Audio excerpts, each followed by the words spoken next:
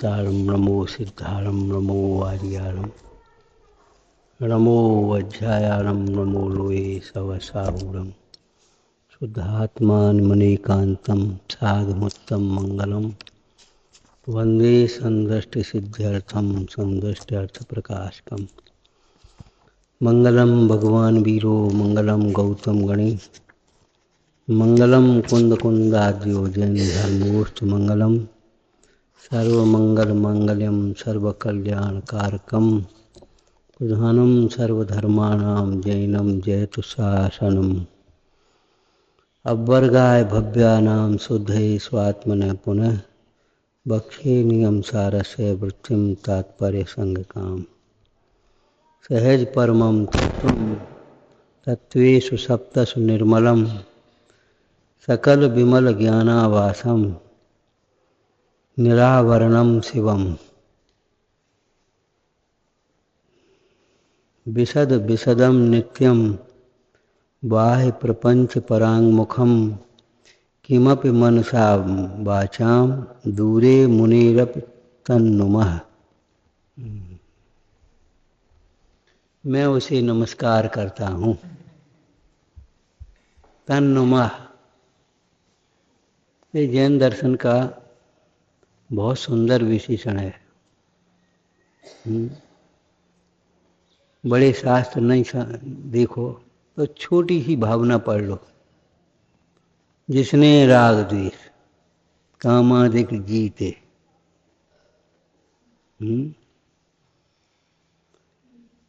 जो वितराग हैं, सर्वज्ञ हैं, हितोपदेशी हैं, मैं उसे नमस्कार करता हूँ। ये आगम का क्षेत्र है, व्यवहार न है। परमार्थ में मैं उसे नमस्कार करता हूँ। किसे? कारण परमात्मा को। उस कारण परमात्मा की ओर झुकता हूँ, उसे चाहता हूँ, उसका विश्वास करता हूँ, उसकी भावना भाता हूँ। नमस्कार में सब अंतर्गर्भित है। कौन से कारण परमात्मा की, कौन से शुद्धात्मा की भावना भाता? जो प्रयोजनभूत सात तत्व आगम में कहे हैं, उन तत्वों में जो परम निर्मल तत्व है, सहज तत्व है, उत्कृष्ट तत्व है। इस प्रसंग में एक चर्चा की थी। जो सहज प्राप्त हो उसे ये मत समझ लेना ये तो बेकार है। सहज प्राप्त हो उसे ये मत समझ लेना ये तो कोई मतलब की नहीं, ये ठीक है, इसमें कोई मतलब नहीं। सहज प्राप्त तत्व की उपेक्षा मत करना। ये जीव अप्राप्त को प्राप्त करना चाहता और सहज प्राप्त की उपेक्षा करना चाहता। लोक व्यवहार में भी और परमार्थ में भी। क्या करें, समोसरण नहीं है। अरे जिन मंदिर तो हैं भक्ति से, साक्षात अरहंत तो नहीं है। जिन बिंब तो हैं, दिव्य ध्वनि तो नहीं खेल रही है, लेकिन ये जिनवाणी तो है हमारे पास। सहज प्राप्त की कीमत को पहचानो। कार्य तो सहज प्राप्त से करना होगा। जो अप्राप्त है उसका क्या करें अपन? जैसे वर्तमान में 5 भावों में से कितने भाव हैं? जीव के असाधारण 5 भाव कहे। औपसमिक, छायोपसमिक, छायक, औदयिक और पारिणामिक। अब वर्तमान में आपके पास कितने भाव हैं?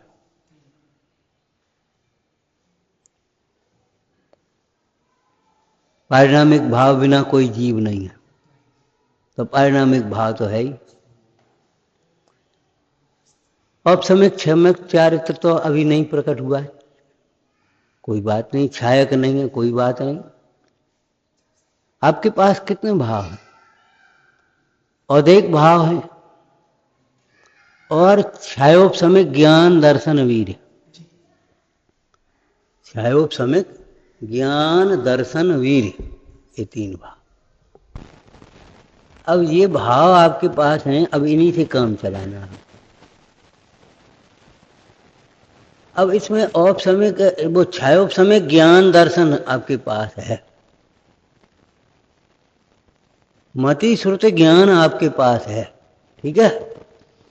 अब इस ज्ञान को यदि औदैहिक भावों में लगाओगे तो 4 गति में रुलोगे, और इसी ज्ञान को अगर पंचम भाव में लगाओगे, पंचम गति का मार्ग खुल जाएगा। अब आप ये विचार करो, क्या करें, हमें केवल ज्ञान तो है नहीं, हम कोई केवल ज्ञानी तो है नहीं। अरे केवल ज्ञानी नहीं है, ये हम भी तो जान रहे, सब जान रहे, क्यों परेशान हो रहे? केवल ज्ञान नहीं है, केवल ज्ञान भी हो जाएगा। जो है उसको तो समझो। आपके पास मति श्रुति ज्ञान है, उस मति श्रुति ज्ञान का दुरुपयोग करो और सोचो केवल ज्ञान। केवल ज्ञान कभी नहीं होगा।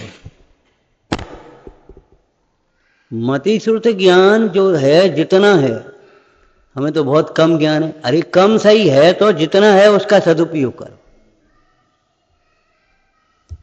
इस संबंधी कोई दृष्टांत याद है? जितनी पूंजी है उससे व्यापार प्रारंभ करो, आगे बढ़ते जाओगे। और क्या करें, बहुत पूंजी तो है नहीं। अरे नहीं है, जितनी है उतने से व्यापार प्रारंभ तो करो। तुम छोटे थे, कोई दिक्कत नहीं, आगे पूंजी बढ़ती जाएगी, आपके पास सब काम होते जाएंगे। लेकिन उस पूंजी को भी बैठे बैठे खा जाओगे, उस पूंजी का अनादर करोगे, दुरुपयोग करोगे, तो आगे कहां से पूंजी होगी और कहां से धनपति बनोगे?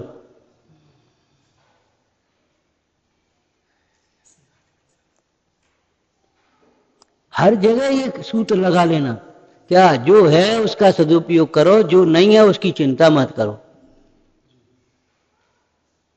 दूसरी चर्चा की थी आपसे, भोजन के लिए आप बैठे, थाली में जो है उसको बड़े संतोष से, शांति से खा, जो नहीं है उसकी अभिलाषा मत करो। कितने ही रसनासक्त जीव ऐसे भी हैं, भरी थाली को अपने मन की एक चीज नहीं उठा कर फेंक दें, लेकिन वे जीव न तो स्वस्थ होते हैं, न प्रशंसनीय होते हैं। क्या करोगे बोलो? जो आपके पास है उसका सदुपयोग करो, जो नहीं है उसकी चिंता मत करो, बिल्कुल चिंता मत करो। सहज प्राप्त की कीमत पहचानो। जो सहज है वो ऐसा नहीं है कोई हल्का हो, सहज होते हुए भी वह परम है। परम माने उत्कृष्ट है। अपने गांव में कहावतें बोलते हैं, सहज मिले सो दूध बराबर, मांगे मिले सो पानी, सो तुम जानो खून बराबर, जामे खींचा तानी। सहज मिले सो दूध बराबर, पुष्टिकारक, स्वादिष्ट, उत्तम, सहज तत्व है। इसका मतलब ये थोड़ी है लापरवाही, ठीक है चाहे हम प्राप्त कर लेंगे, चाहे जैसे कर लेंगे, उसमें वो तो है ही, वो तो है ही। अरे है ही नहीं, उसे समझ करके अनुभवन करो। सहज होते हुए भी आप आत्मा को सहज मानते हो, ठीक है ना, और परमात्मा को उत्कृष्ट मानते हो। लेकिन एक बात बताओ, परमात्मा बने काहे? आत्मा की आराधना से ही तो परमात्मा हुए हैं।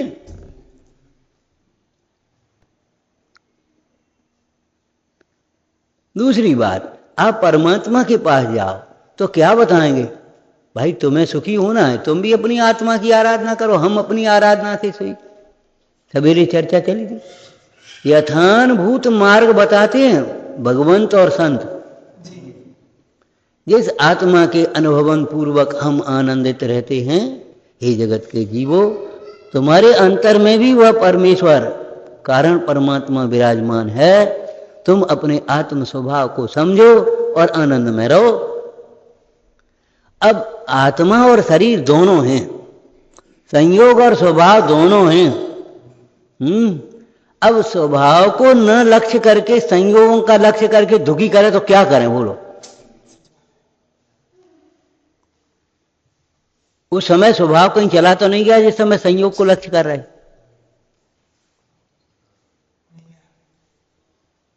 अब उसको लक्ष्य न करे और उसको लक्ष्य करके दुखी हो गए तो क्या करे बता? जो है उसे ग्रहण न करे और जो नहीं है उसकी याद करे, उसको लक्ष्य करे तो क्या करे? मान लो हम नहीं आ पाए, भैया प्रवचन कर रहे, शांति से सुनो, एकाग्रता है। अब नहीं आ पाए उनको देखो और जो है उनको अरे अब काकन ऐसे ऐसे देखते रहो, ऐसे ऐसे देखते रहो, तो क्या मतलब निकलेगा बोलो? ये भी चला जाएगा। पंचम भाव तो है। आप तो पढ़े लिखे होशियार लोग हो। एक हमारे गांव की माता भी चौका पूरा हो गया, भोजन पूरा हो गया, सफाई हो गई चौके की, और उसी समय 4 मेहमान आ गए, साधर्मी आ गए या रिश्तेदार नातेदार आ गए, तो ये 4 लोग आ गए। तो कभी नहीं कहेगी रोटी तो है नहीं, अब क्या करें? अरे आटा रखा है, रोटी की क्या चिंता? बोले बेटा एक काम करो, तब तक तुम ये ले जाओ, पानी पिला, और अभी बनती, अभी 10 आध घंटे में तैयार हो। आटा नहीं हो तो तगड़ी है, आटा के रहते हुए रोटी नहीं है, ये कहने की बात क्या है? ऐसे पंचम भाव के रहते हुए भी अगर हमें ये सोचें पंचम गति नहीं मिल रही, क्यों सोच रहे हो? क्यों सोचते हो? अरे पंचम गति नहीं है, पंचम भाव तो है, हमारा आराध्य तो है हमारे समीप।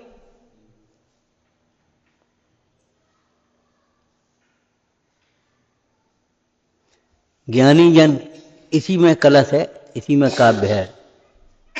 अंचित पंचम गतये पंचम भावम स्मरन्ति विद्वांस संचित पंचाचारा परिग्रह प्रपंच परहीणा। परिग्रह से रहित, पंचाचार से शोभावान, जो ज्ञान स्वरूप अनुभवने वाले योगीश्वर हैं। जब पंचाचार से शोभित है तो योगीश्वर कह दिया हैं, वे भी पंचम गति के लिए पंचम भाव का स्मरण करते।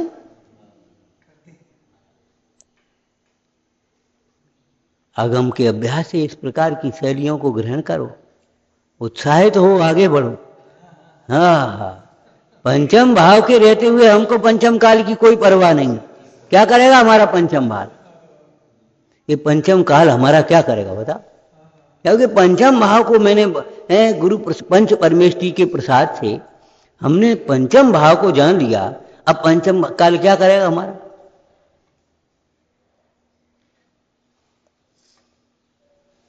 तो यदि अपने ज्ञान के क्षयोपशम को औदैहिक भावों में जोड़ोगे, औदैहिक भाव मतलब समझ गए होगे, बोला तत्वासु से बोलना, औदैहिक भाव 21 प्रकार के औदैहिक भाव होते हैं। गतियों में जोड़ोगे, हम मनुष्य हैं, हम मनुष्य हैं, ये पशु है, ये देव है, ये नारकी है, अगर ये ही देखते रहोगे और सबको आत्मा नहीं देखोगे तो बताओ क्या करोगे?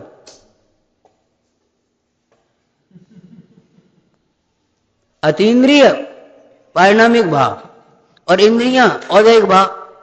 अब ये एक इंद्रिय, ये 2 इंद्रिय, ये 3 इंद्रिय, 4 इंद्रिय। क्यों भाई? चींटी का जीव के इंद्रिय, चींटी का जीव,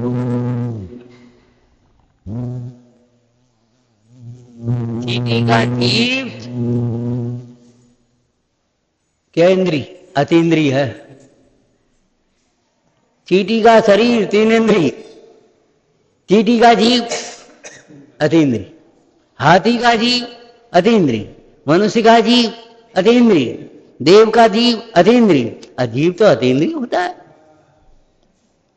अब उस अतीन्द्रिय को ग्रहण न करो पंचम भाव को, और उस औदैहिक भाव को माने इंद्रियों को ग्रहण करो। ये एक इंद्रिय है, इसमें कुछ नहीं।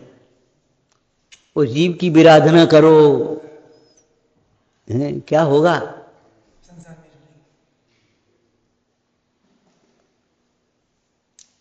समझ में आया? नाना प्रकार के जीव हैं, उन जीवों को एक इंद्री, दो इंद्री, तीन इंद्री ही देखते रहोगे, कब तक देखते रहोगे? ये बड़ा आदमी, जो गरीब आदमी, यही देखते रहोगे? सच कह रहे, अगर यही देखते रहे तो इंसानियत खो देगी, मानवता तुम्हारी चली जाएगी। अगर तुमने ये देखा कि गरीब आदमी, ये बड़ा आदमी, तो न्याय नहीं रह पाएगा आपका, अन्याय पर उतरा। किसी समय अन्याय हो सकता है। ये हमारे परिवार का है, ये दूसरे परिवार का है, आप झट से अन्याय पर उतर आओगे, अन्याय करने लगोगे। न्याय के पालन के लिए भी इन सारी बातों को गौण कर देना पड़ेगा, बाद बाकी सब ठीक। ऐसे ही धर्म की प्राप्ति के लिए, मोक्ष मार्ग की प्राप्ति के लिए इन सारे संयोगों की ओर मत देखो। संयोग है, उस समय स्वभाव भी तो है। क्या करें, हमारे बड़े पाप का उदय है। पाप का उदय जिस समय है, उस समय भी शुद्धात्मा भी तो है। अब तुम उस पाप के उदय जनित अवस्था को लक्ष्य करके दुखी हो और शुद्धात्मा का लक्ष्य न करो, तो इसमें दोष किसका है?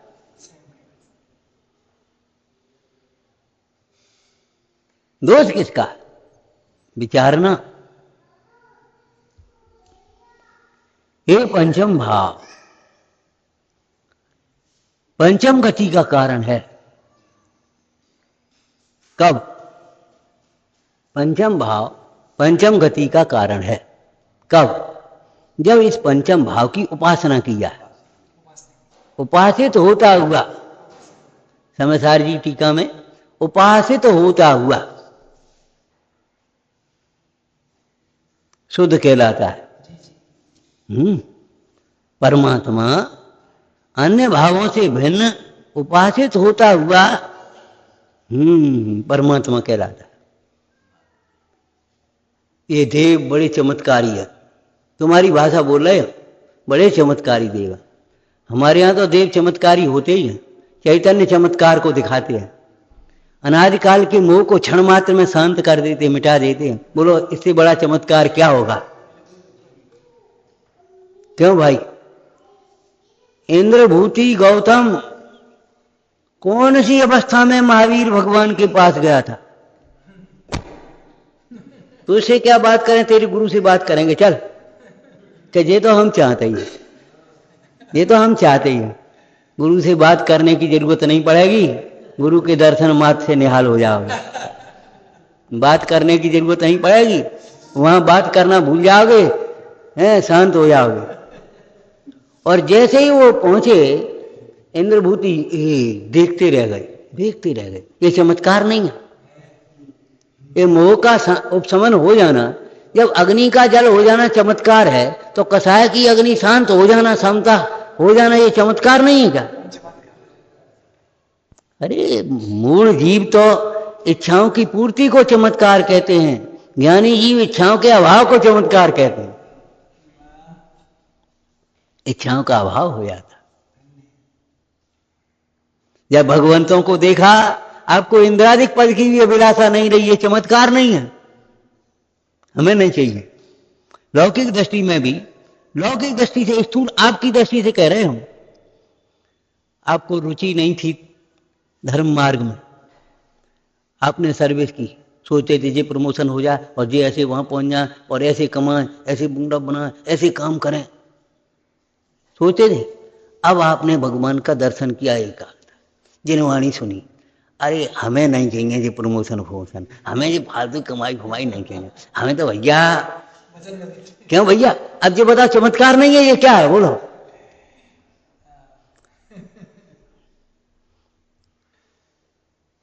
चैतन्य चमत्कार को दिखाने वाले भगवान परमेश्वर चमत्कारी जीव। लेकिन हम आपकी भाषा के भी कहें, ये चमत्कार, भगवान चमत्कारी, बड़े चमत्कारी मूर्ति है। लेकिन चमत्कार तब होगा जब उपासना करोगे। क्यों? चमत्कारी प्रतिमा के सामने भी हम लौकिक दृष्टि का दृष्टांत दे रहे, केवल चमत्कारी प्रतिमा के सामने भी तुम पीठ करके खड़े हो जाओ और अपना गाना सुनने लगो, क्या कुछ, तो वहां चमत्कार होगा। ऐसा चमत्कार होगा उल्टे गिर पड़ोगे। समझ में आया ना? अरे जब उनकी उपासना करेंगे तब तो हमारा दुख मिटेगा। लालसा रखने मात्र से दुख नहीं मिटेगा।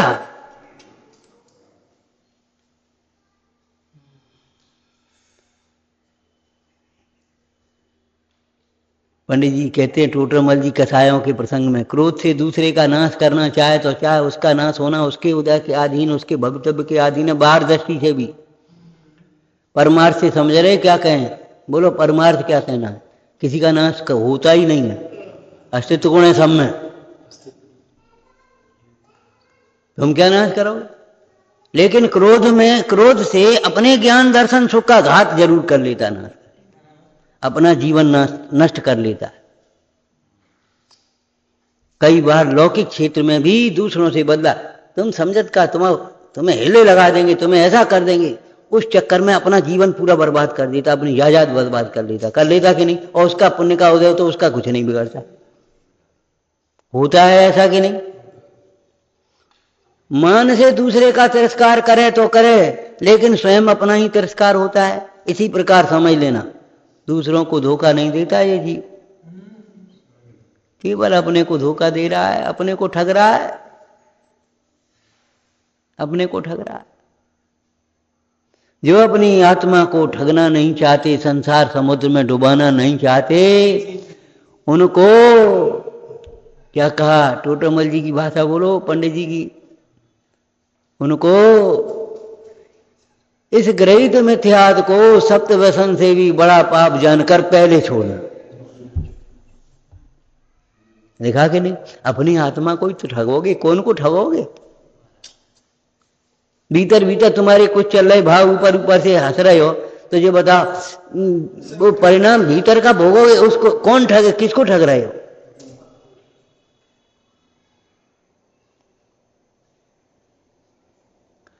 तो सहज परम तत्वम, सहज तत्व उत्कृष्ट है। एक बात जीवन में मना लेना, जो सहज तत्व सहज प्राप्त उसकी है, उसकी कीमत को कम मत समझो,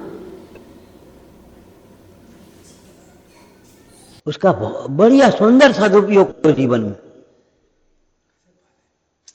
आपको गुरुजन मिले हैं, उनकी सलाह के बिना, उनकी विनय के बिना कोई कार्य प्रारंभ मत करो। ये तो अपन रोज क्या पूछ रहे, क्या करना है? नहीं, आपको गुरुजन मिले हैं, कभी कोई कार्य, उत्तम कार्य मंगलाचरण के बिना, पंच परमेष्टि के स्मरण के बिना मत करना। ये लौकिक व्यवहार है, पारमार्थिक व्यवहार है। पंचम भाव के स्मरण के बिना कैसे मोक्ष मार्ग साधेगा? कैसे अतीन्द्रिय सुख को प्राप्त करेगा? तो जैसे जब हम ज्ञान दर्शन का जो क्षयोपम है उसको चार भावों में और एक भावों में जोड़ेंगे, चार गतियों में भरमेंगे, और जब पंचम भाव में जोड़ेंगे, लौकिक में तो चतुर हैं जी, फेस नहीं आ रहा तो जहां में जोड़ दे। लोक में चतुर हैं, क्यों भाई? इस वैद्य की दवा से फायदा नहीं होता, इसको दिखाओ, हैं? जी कपड़े मैले हो गए तो चलो दूसरे पहन लेते हैं। तो ये यहां क्यों नहीं लगाते? जब संयोगों के लक्ष्य से सुख नहीं होता तो स्वभाव को देखें। भाई संयोगों को देखते देखते इतने दिन हो गए, संयोगों को अपना मानते मानते अपने दिन हो गए हैं। चलो एक बार अपन स्वभाव को भी देखते हैं, कोई बात नहीं, कौतूहल से ही कर ले। तत्व कौतूहली सन, तत्व का कौतूहली हो जा, कौतूहल बस ही कर ले, देख तो सही।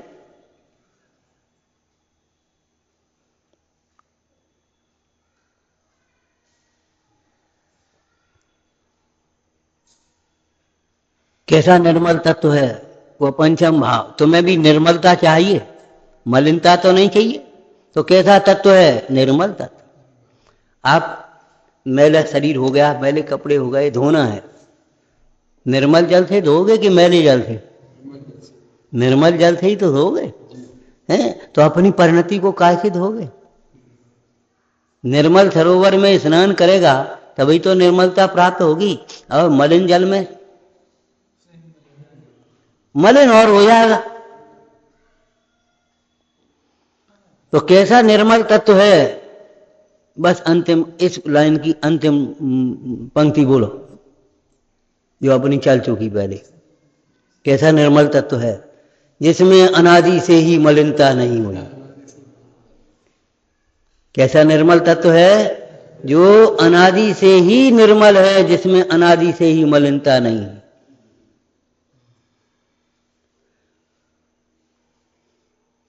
ऐसा निर्मल तत्व अनादि से अनंत काल तक निर्मल रहने वाला तत्व।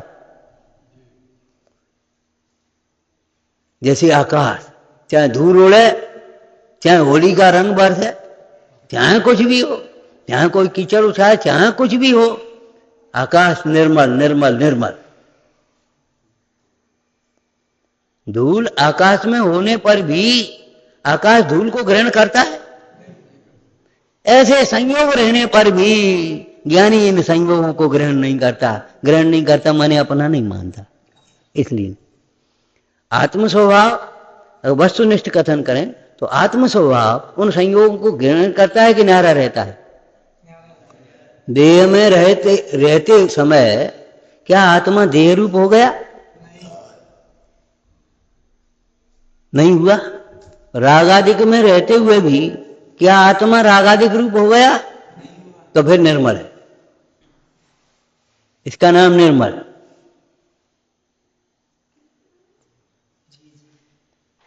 कादे में हेम अमल है, छेडाला जी में लिखा कादे में हेम अमल है। कीचड़ में पड़ा हुआ सोना भी स्वभाव के समीप जाकर देखो तो निर्मल ही तो है। केवल स्वच्छ जल से धो लेने की बात है। किसको? उस कीचड़ में पड़े हुए सोने को। सोना निर्मल है। इसी प्रकार केवल अपने स्वच्छ ज्ञान से, विमल ज्ञान से, निर्मल ज्ञान से अनुभव कर लेने की बात है, बाद बाकी कुछ नहीं। भगवान आत्मा निर्मल है, सदा काल निर्मल है। कैसा है वह आत्मा? आगे का वाक्य बोलते हैं, सकल विमल ज्ञानावासम, सकल विमल ज्ञानावासम। आवास सब तो जानते ही होगे, एक प्रवास होता है, एक प्रवास होता है, घंटे 2 घंटे का, दिन 2 दिन का, महीने 2 महीने का है, प्रवास कहलाता है। और आवास स्थायी। अब आप सोचिए, जिसको आप आवास मान रहे हो, क्या वो तुम्हारा आवास है? प्रवास है। 4 गतियों में थोड़े दिन के प्रवास ही तो हैं ये। आवास कहाँ? आवास माने हमेशा रहता हो।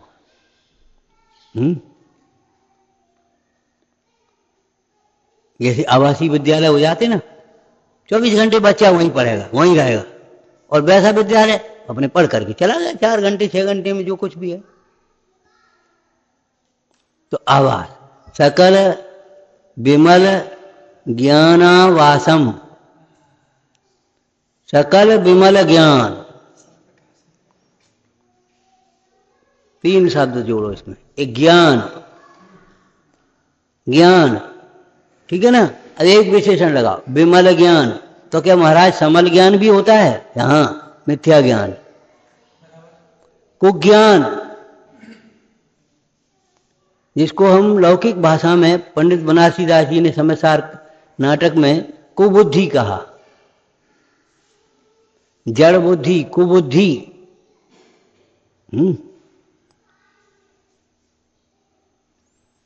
अब विमल ज्ञान, ज्ञान तो विमल है, स्वभाव से ज्ञान विमल है, लेकिन ज्ञान समल कब कहलाता है बताओ? वही ज्ञान जब इंद्रियों के माध्यम से विषयों में जुड़ता है और विषय कषाय का मुख्य रूप से पोषण करता है, उसमें आनंद मान करके मग्न होता है, वह विमल ज्ञान नहीं, समल ज्ञान।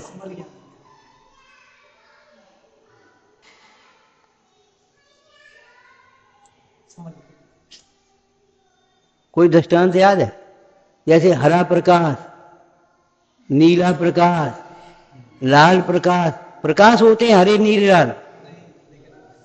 मूल में जाओ भीतर, उसका प्रकाश का तो एक ही रंग है। जब वह हरे कागज के माध्यम से या हरी वार्निश के माध्यम से जब वह बाहर निकलता है तो हरा प्रकाश कहलाता। नीले के माध्यम से निकला प्रकाश कहलाता। प्रकाश कहलाता। प्रकाश कैसा है वो? प्रकाश तो प्रकाश है। ऐसे ज्ञान तो ज्ञान है, मिथ्याश्रयित ज्ञान है, विषय कषायों के पोषण में लगा हुआ ज्ञान है, वह ज्ञान मिथ्या ज्ञान कहलाता है। विषय कषाय मलिन है ना, मलिन कौन है? विषय कषाय।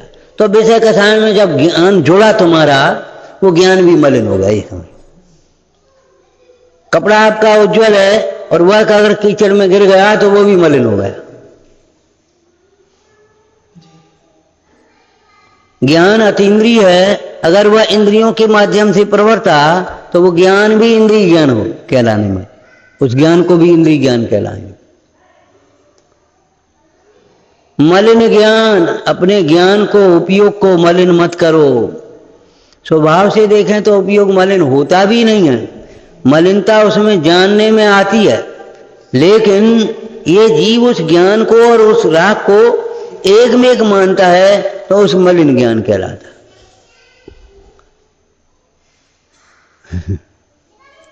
कुबुद्धि, दुष्ट बुद्धि, मलिन बुद्धि, मतलब जो बुद्धि तुम्हारी, जो बुद्धि विषय कषायों के पोषण में लगी है, मलिन हो रही है। समझदार जी का कलश बोलो। पर परनति हेतुर्मोह नाम नोनुभावा दविरत मन भाव्य व्याप्ति कलमसताया।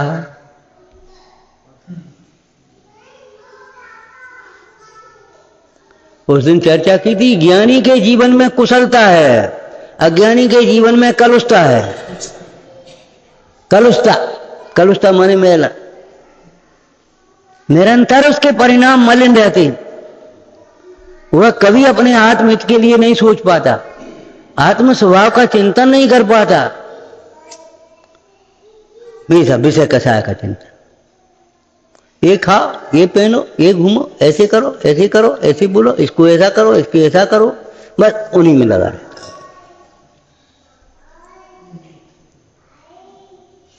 अरे ये तो मलिन शब्द अच्छा शब्द है, ये समझ लो। पद्मनंदी स्वामी ने तो क्या कह दिया, व्यभिचारिणी बुद्धि है।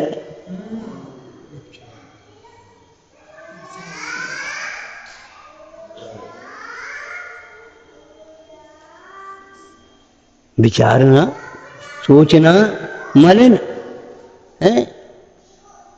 विमल और समल दो ही हो गए, तो समल कब तक कहा जाएगा?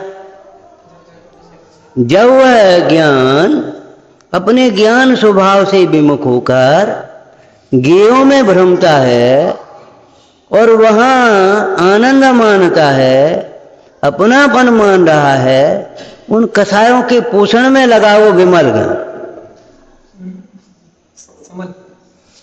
विपरीत बुद्धि, विमल ज्ञान नहीं समल ज्ञान हो गया। वही ज्ञान, एक बार राजा जा रहा था, कहा था एक नाला पड़ा, मंत्री से बोला देख कितना गंदा पानी। मंत्री ने कुछ नहीं कहा। एक सप्ताह के बाद राजा का निमंत्रण किया, पानी मंगवाया वहीं से, उस पानी को फिल्ट्रेशन करके साफ शुद्ध बना एकदम।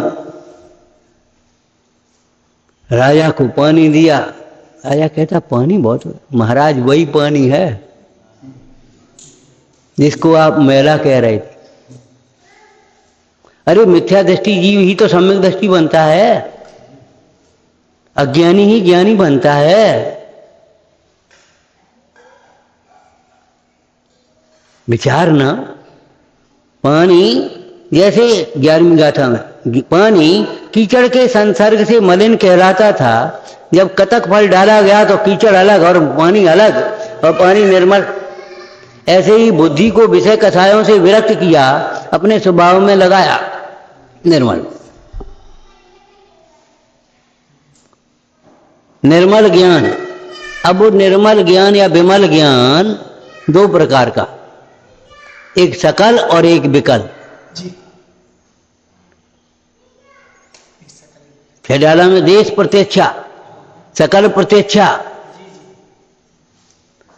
मति श्रुति ज्ञान वह सकल प्रत्यक्ष नहीं, देश प्रत्यक्ष। और केवल ज्ञान सकल प्रत्यक्ष, सकल प्रत्यक्ष। तो सकल विमल ज्ञान वासम। अब किसी व्यक्ति को तलाशने जाओ तो उसके आवास पर जाते हैं कि नहीं जाते? क्यों भाई? भाई चलो आवास पर, चलो अपन मिलते हैं, पहुंचते हैं। तो ऐसे ही तुम्हें अगर भो आत्मन केवल ज्ञान चाहिए तो आ जाओ। केवल ज्ञान का आवास शुद्ध आत्मा है।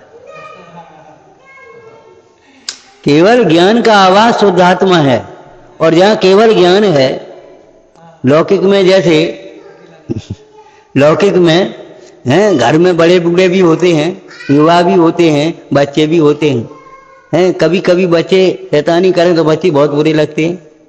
लेकिन एक बात बता, बच्चे नहीं हो तो बड़े कहां से आएंगे?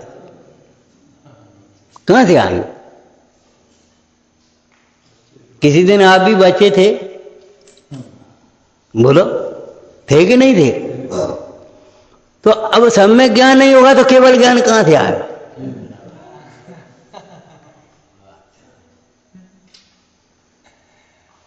विमल ज्ञान का आवास है।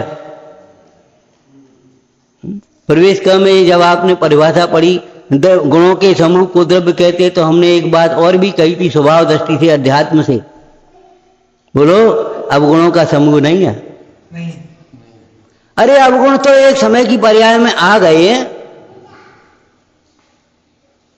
अवगुणों की ओर नजर क्यों करता है? अवगुणों की ओर नजर मत कर, तू अपने गुणों की ओर निहार। गुणों का समूह भीतर है।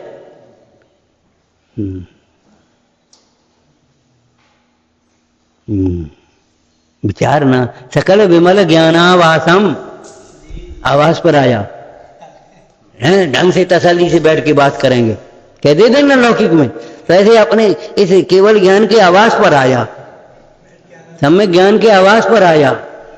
सम्यक ज्ञान और केवल ज्ञान का एक बहुत सुंदर मेल बना है। कैसा? तो सम्यक ज्ञान केवल ज्ञान से को बुला रहा है, ये समझो। अंकुरा है केवल सम्यक ज्ञान, वही केवल ज्ञान।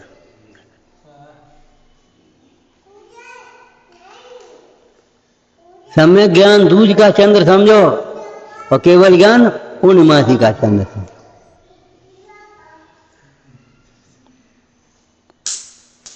अब इधर उधर तो तलाशता फिरे और आवास पर न पहुंचे तो बता क्या करे?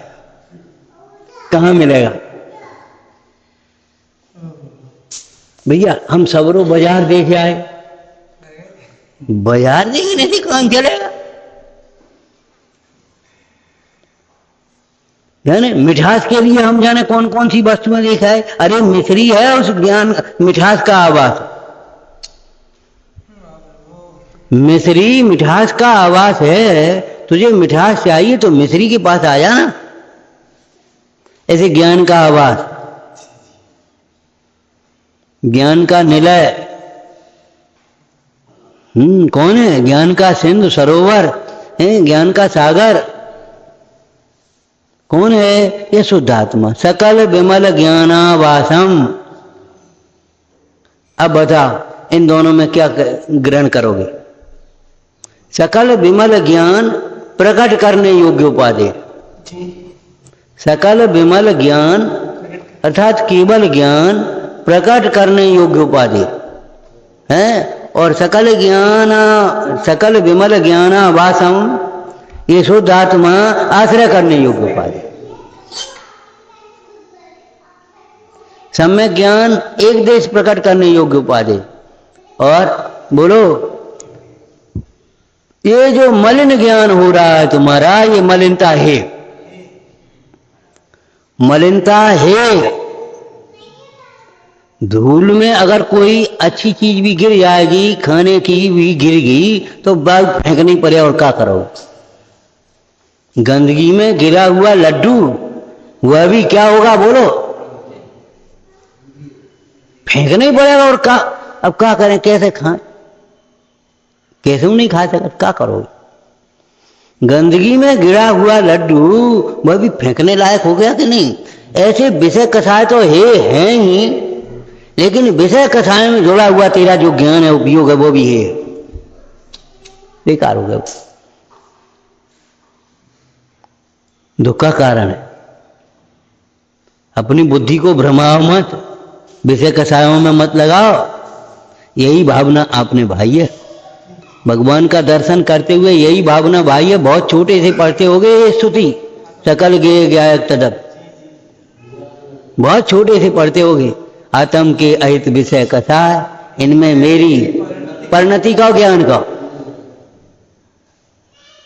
अरे तुम्हारी परिणति क्या, ज्ञान। तो इनमें मेरी परिणति न जाए, माने इनमें मेरा ज्ञान न जाए, नहीं तो वो ज्ञान भी खराब हो गया, बेकार हो गया। अरे दिन रात शरीर में बुद्धि जाती है, पाप पुण्य के उदय जने संयोगों में बुद्धि आती है, और एक भावों में बुद्धि आती है। ये तीव्र कसाई है, मैं मंद कसाई हूं। अरे स्वभाव से देख, कसाई किसी न ये कसाई है न तू कसाई है, कसायों से रहित तेरा स्वभाव है, उसका भी स्वभाव कसायों में। आपको याद होगा भगवान पार्श्वनाथ का चरित्र, महावीर का चरित्र है, पढ़ा होगा। सिंह का स्वभाव क्रूरता नहीं है, सिंह पर्याय में क्रूरता प्राय पाई जाती है, बिना किसी के कराए है, इसलिए उसका स्वभाव कह दिया गया। लेकिन सिंह का स्वभाव भी क्रूरता नहीं है। मुझे बताओ, सिंह का स्वभाव अगर क्रूरता होता तो वह उन मुनिराजों को खा क्यों नहीं गया। ऐसे भी प्रसंग है कि पूर्व कर्म की वजह से मुनिराज को खा भी गया। पार्श्वनाथ की आनंद मुनिराज थे ना, और वो कमट का जीव सिंह की पर्याय में वो आकर के खा गया, व्याघ्री को सुकौशल मुनिराज को खा गई। तो ऐसे भी प्रसंग बनते हैं, लेकिन क्या ये निमित्त नैमित्तिक संबंध है। हम तो ये कह रहे हैं स्वभाव नहीं है ये। जो व्याघ्री सुकौशल मुनिराज को खा गई, आपको मालूम है पुराण मालूम है। वही व्याघ्री कीर्तिधर मुनिराज जो बगल में बैठे थे, उनको देख करके शांत हो गई और पश्चाताप किया, सम्यक्त किया, आंसू ढलने लगे, समाधि करके स्वर्ग गई। अब बोलो क्या करें।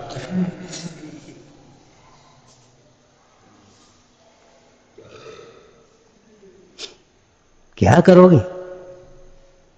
हम ये कह रहे सिंह का स्वभाव क्रूरता नहीं है, विभाव है। स्वभाव है कि विभाव। अगर सिंह का स्वभाव क्रूरता होता तो सिंह की पर्याय में मुनिराज क्या नाम महावीर जिनेन्द्र का जीव सम्यक दर्शन कैसे प्राप्त करता, व्रत कैसे धारण करता। अभी वर्तमान में सिंह का स्वभाव अगर क्रूरता होता तो वो दीवान अमरचंद जब पिंजड़े में घुस गए, ले भाई मेरे ऊपर व्यवस्था छोड़ी है राजा ने भोजन कराने की तुझे, और मैं शाकाहारी हूँ, जैन हूँ, अहिंसक हूँ, तेरे लिए ये भोजन है, भूख मिटाना तो इससे मिटा, और तेरी जिद ये है मांस खाना है तो ये बैठा हूँ बता। अब काय को चुपचाप हैं दूध मिठाई खाने लगो, कैसे खाने लगा वो। स्वभाव वो तो साहब सिंह का स्वभाव है। अरे स्वभाव नहीं है, दुख किसी जीव का स्वभाव नहीं है, मिथ्यात्व किसी जीव का स्वभाव नहीं है, अज्ञान किसी जीव का स्वभाव नहीं है, कसाय किसी जीव का स्वभाव नहीं है। सर्वजीव स्वभाव से ज्ञान आनंदमय है। सर्वजीव स्वभाव से ज्ञान आनंदमय है। और सर्व जीव में अपना भी जीव है कि नहीं? अपने को भी हीन मत समझो और दूसरे को भी हीन मत समझो। मलिनता ऊपर ऊपर है, दर्पण, जड़ दर्पण में भी मलिनता ऊपर है, तो चैतन्य दर्पण में मलिनता भीतर कैसे घुसेगी? बोलो। हैं, जिस ज्ञान को आप मिथ्या ज्ञान मान रहे हो, सर्वथा नहीं है मिथ्या, आगम में भी कहा है, लेकिन सियाद बात, अगर वह ज्ञान सर्वथा मिथ्या ही होता तो जी बताओ उस ज्ञान से तत्व निर्णय कैसे होता? क्यों? उसी ज्ञान से तत्व निर्णय होगा, उसी ज्ञान से तत्व विचार होगा, और वही ज्ञान जब बाहर से विमुख होकर अपने स्वभाव के सन्मुख होगा, स्वानुभव होगा, तो वही सम्यक ज्ञान कहलाएगा कि नहीं?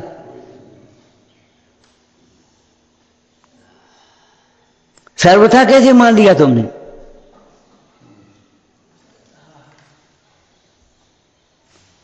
सकल विमल ज्ञानावासम, आ जाओ।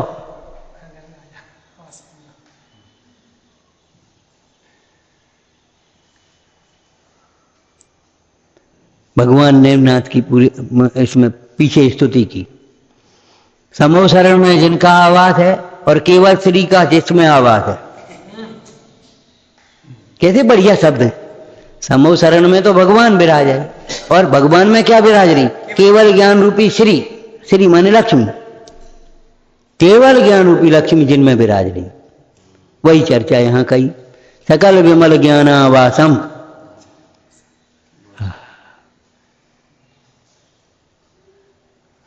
अपने घर रहो, फालतू परेशान मत हो। लौकिक में एक लाइन तुमने सुनी है, परदेश कलेश नरेशन को, परदेश कलेश नरेशन को। राजा भी अगर बेचारा गया जंगल में तो अब वो समझो क्या करे। अब ऐसे ही तीन लोक का नाथ है और गया संयोगों में तो क्या भाव? क्लेश होगा। हैं, आप लोग भी कभी गर्मी होती, कभी बहुत ठंड, कहूँ मजा, आप तो आराम से घर रहो। बेकार बहुत गर्मी है, अरे बहुत ठंडा है भैया, कहूँ मत निकलो, कहूँ मत जाओ, अपने आराम से घर रहो, आराम से घर, आराम से घर, आराम से घर। रटना तो लगाते हो, लेकिन जिस घर में आराम है उस घर की तो खबर ही नहीं है। उस घर में योगीश्वर रहते, ज्ञानी उसी में रहते। सकल विमल ज्ञानावासम, सकल विमल ज्ञान का जो आवास है वहीं मिलेगा केवल ज्ञान। ऋषभदेव को केवल ज्ञान किस अवस्था में हुआ? एक दिन स्वरूप लीनता, आत्मलीनता की दशा में उन्हें केवल ज्ञान हुआ। बोलो बाल बोध में पढ़ा कि नहीं? कब हुआ? एक दिन आत्मलीनता की दशा में उन्हें केवल ज्ञान हुआ। बोलते बोलते, सुनते सुनते, पढ़ते पढ़ते, करते करते तो नहीं।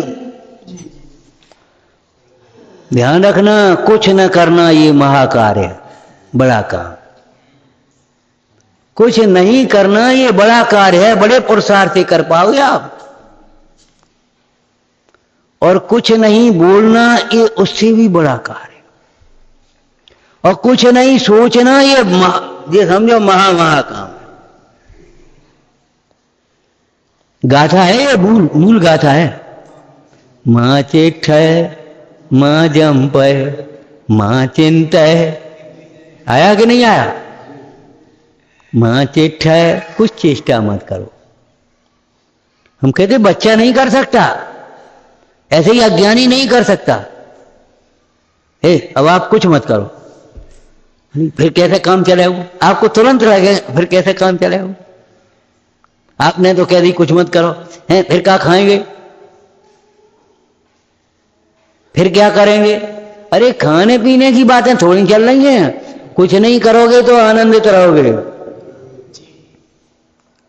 कर्तृत्व बुद्धि अनंत दुख का कारण है, कर्तृत्व के विकल्प भी महादुख के कारण है भाई।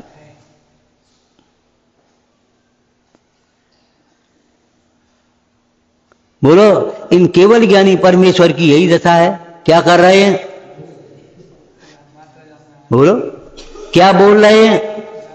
मौन, भाई भागन बच योगे बसाए दे दोनों खिर गई तो खिर गई, नहीं खिरी तो अपने जी मगन बैठे। क्या सोच रहे हैं, क्या सोच रहे हैं कि कुछ नहीं। अरे ये तो सब दुखी के लक्षण है, करना बोलना सोचना, ये तो दुखी के लक्षण है। जो अपने सुख में मगन है वो क्या सोच बोलेगा, क्या करेगा, क्या बोलेगा, क्या सोचेगा। सकल विमल ज्ञान आभासम, बाहर होते तो घर आने की सोचते हो, घर में ही है तब घर क्या सोचे, क्या सोचे, कछु नहीं। अब तो अपने घर में आराम से अपन क्या करना है। अरे रे मोही जीव को भी अपने घर में अच्छा लगता है। अब क्या कहें, मोह की पराकाष्ठा है। ऐसा अच्छा लगता है, कभी सोचता ही नहीं है कि घर से निकले भी अब निकलने का समय है, कभी सोचता भी नहीं। रहेगा तो भी कसाय से और निकलेगा तो भी कसाय से। कब ने कचू कह दी हम जे चले, हमें नहीं रहने, कह दे कसाय से।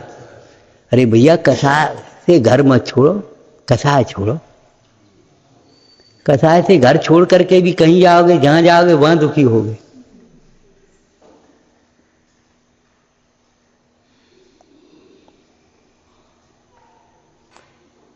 हम ये कहते हैं घर में रहना आनंद रूप लगता है लौकिक में भी, तो ये बताओ ये तो पारमार्थिक अपना आवास है, अकृत्रिम। हम शुद्ध आत्मा को अकृत्रिम चैत्यालय कहते हैं, किसी ने बनाया नहीं है, ये अकृत्रिम चैत्यालय है।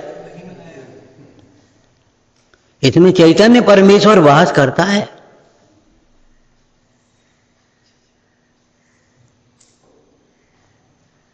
सकल विमल ज्ञान आवासम निरावरणम, निरावरणम। आवरण का भाव करने के लिए इस निरावरण का ही आश्रय चाहिए। निरावरणम, न ज्ञानावरण न दर्शनावरण, आगे न मोहनी न अंतरा, कुछ नहीं।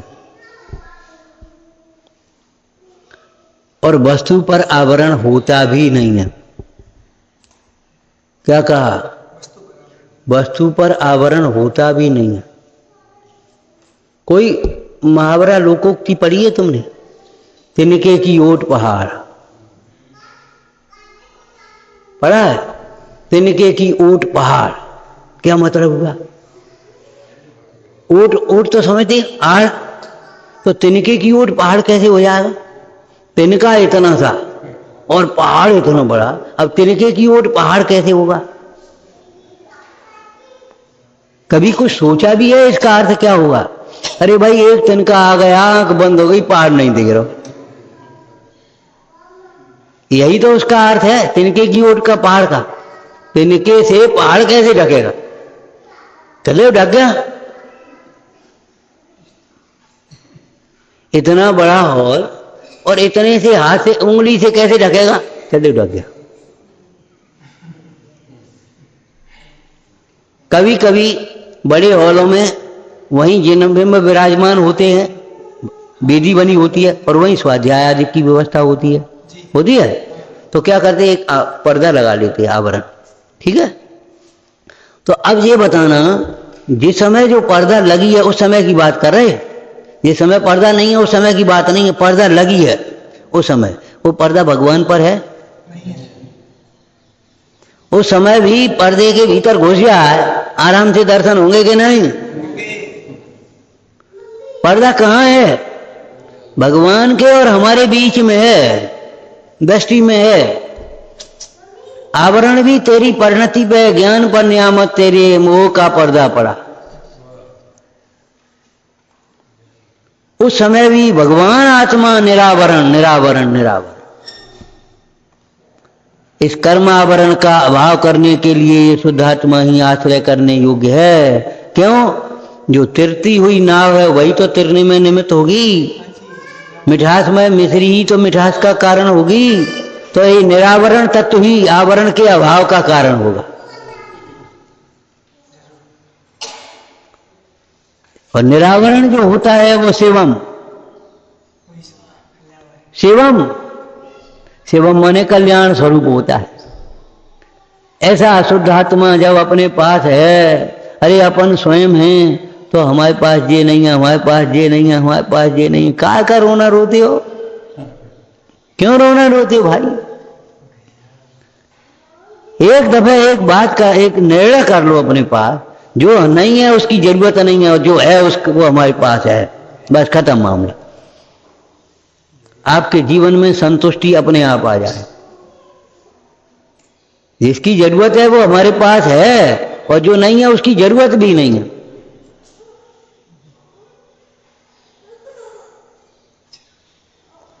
जो है, फिर पहले वाला वाक्य बोल दो जहां से शुरुआत की थी, जो है उसका सदुपयोग करो, जो नहीं है छोड़ो, उसको कोई मतलब नहीं। अगर वो आने लायक है तो हो जाएगा। और आप अपने बच्चे से भी यही कहते हो, बच्चे से भी यही कहते हो कि नहीं कहते? बताओ। छोटा सा बच्चा कहे पापा हमको गाड़ी ले दो, अरे बड़ा तो हो जा, गाड़ी ले देंगे। हमको फलानी चीज ले दो, अरे जरा बड़ा हो जा, ले देंगे। अभी तो जिस स्थिति में है उस स्थिति का कार्य कर।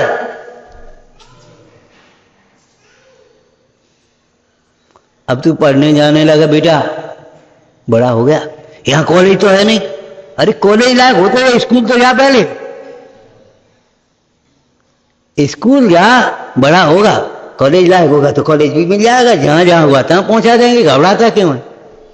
ऐसे ही सब ना, यहां अगर हमने जिनबिंब के भक्ति पूर्वक दर्शन किए, जिनवाणी को भक्ति पूर्वक सुना, तो घबराना मत, समोसन भी मिल जाएगा आपको। और अगर इन जिन मंदिरों की आसाधना करी, जिनवाणी की आसाधना करी, तो ऐसे स्थान पर जाओगे जहां ये भी नहीं होंगे। समोसन की आशा छोड़ देना। ऐसे ही इस पंचम भाव की आराधना करेगा तो पंचम गति भी हो जाएगी। और अगर ये पंचम भाव की आराधना करी तो दुर्गति में ही जाएगा। पंचम गति की बात मत सोचना, अरे सुगति की भी, स्वर्ग आदि की भी मत सोचना।